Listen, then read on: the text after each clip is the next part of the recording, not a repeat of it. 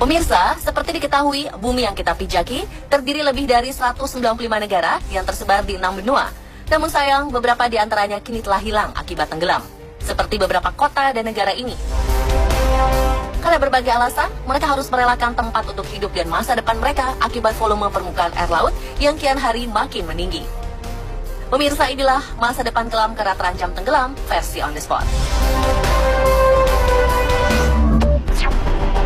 Akan segera tenggelam, Tuvalu pindah ke Metaverse.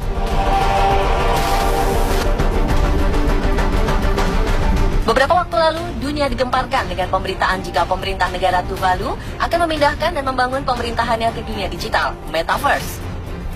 Bukan tanpa sebab, hal ini terpaksa mereka lakukan karena ancaman air laut yang terus naik dan bisa menenggelamkan negara di Samudra Pasifik itu. Opsi ini dipertimbangkan mengingat 9 pulau di Tuvalu berada di dataran rendah dan terancam tenggelam akibat pemanasan global.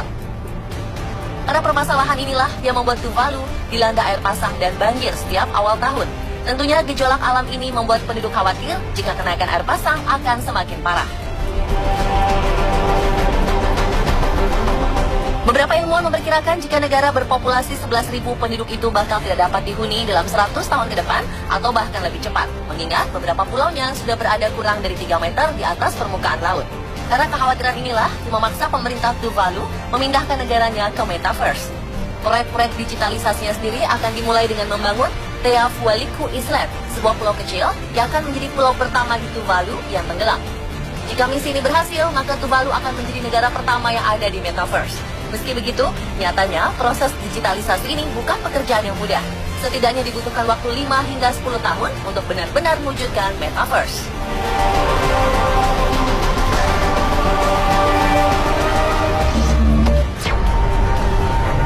Kiribati terancam tenggelam dan hilang dari peta. Tak jauh berbeda dengan Tuvalu, Kiribati yang titik tertingginya hanya 2 meter di atas permukaan laut terancam tenggelam dan hilang dari peta dunia tentunya akibat pemanasan global. Mirisnya, wilayah Kiribati dikelilingi oleh daratan yang hanya memiliki luas sebesar 811 km persegi saja, pemirsa. Maka tak heran jika jalan raya di sana justru berubah menjadi genangan air karena hampir setiap tahunnya negara tersebut mengalami kenaikan permukaan air laut mencapai 20 mm. Negara di Pasifik yang memiliki 32 pulau itu diprediksi akan hilang tenggelam di laut dalam 50 tahun mendatang. Sampai-sampai banyak orang yang percaya jika Kiribati tidak akan bisa diselamatkan dan warganya harus bermigrasi. Karena ancaman tersebut, sebagian warga di Tarawa Selatan berinisiatif membangun tembok yang terbuat dari karung isi pasir dan batu untuk melindungi rumahnya dari terjangan air laut. Namun seakan percuma, kedua jenis dinding yang dibangun tersebut tidaklah efektif menghalangi ombak, malah justru mengarahkannya ke tempat yang tidak terlindungi. Untuk mengantisipasi kemungkinan terjadinya climate change refugees di kemudian hari, Kiribati telah membeli sebidang tanah di sebuah pulau di Fiji.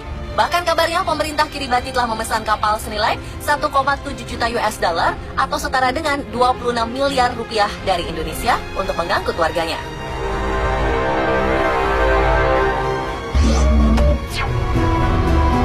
Nyaris jadi lautan karena tanah abrasi. Tak hanya di luar negeri, di Indonesia sendiri terdapat sebuah desa yang juga sudah tenggelam dan terancam hilang dari permukaan. Inilah desa Bedono, salah satu desa yang berada di Kabupaten Demak, Jawa Tengah. Siapa yang menyangka jika 2 dusun di wilayah tersebut harus tenggelam oleh banjir air laut pasang yang terjadi selama 20 tahun terakhir. Luas kawasan yang terdampak pun tak main-main, mencapai 2.116 hektar loh, pemirsa. Mirisnya, seakan tak takut mati, hampir setiap hari warga di kawasan ini harus hidup bersama genangan air laut yang nyaris menenggelamkan kampung mereka. Menurut pakar kelautan dari Universitas Diponegoro, Muhammad Helmi, bangunan rumah yang menjorok ke pantai serta reklamasi dinilai menjadi penyebab bencana ini terjadi. Akibatnya, garis pantai mundur sepanjang 5,1 km sejak tahun 1994 silam. Khawatir jika wilayahnya akan semakin tenggelam, beberapa warga mulai sadar akan pentingnya keberadaan tanaman mangrove. Sehingga beberapa tahun lalu, mereka mulai menanam mangrove yang merawatnya dengan baik. Jika tidak segera bertindak, wilayah Kabupaten Demak terancam tenggelam dalam 10 hingga 20 tahun ke depan. Sebab, wilayah Demak hanya memiliki ketinggian 3 meter di atas permukaan laut.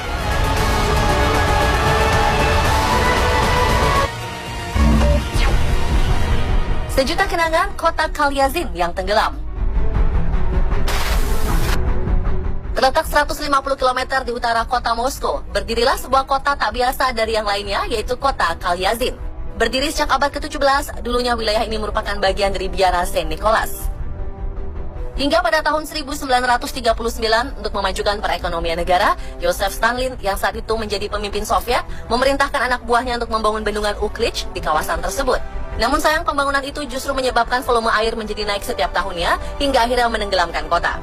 Padahal dulunya, Kalyazin dibangun sebagai pusat administrasi warga pada awal tahun 1900-an. Tak hanya itu, menara lonceng bergaya neoklasik bernama The Kalyazin Bell Tower ini juga dulunya sebuah gereja ortodoks yang sangat terkenal dan menjadi kebanggaan warga. Namun kini semua tinggal kenangan. Alih-alih menjadi pusat perekonomian, kota Kalyazin justru terkubur dan tenggelam di bawah permukaan air. Meski masa lalunya begitu kelam, kini kota tersebut tak pernah sepi akan pengunjung yang ingin berjelajah setiap harinya. Pembangunan bendungan menenggelamkan kota San Roma de Sau.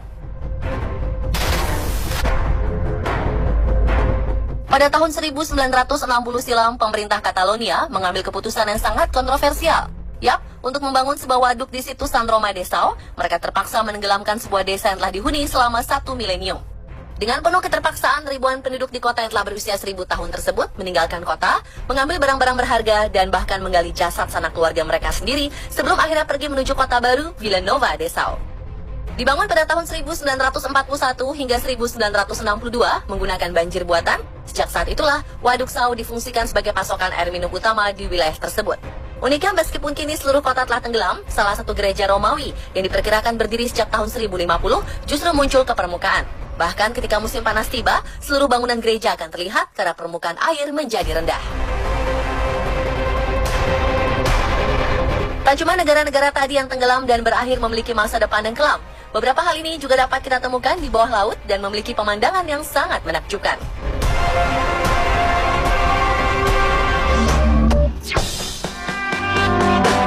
Pernahkah kamu berpikir kalau ternyata kita bisa membudidayakan sayur dan buah di dalam air? Di Italia, ada sebuah taman bawah laut bernama Nemo's Garden sebagai solusi untuk keamanan pangan di masa depan.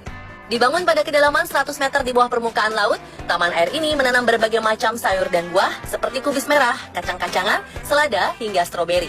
Awalnya proyek tersebut dilakukan untuk penelitian, namun seiring berjalannya waktu, penelitian ini dikomersilkan untuk kebutuhan di masa depan.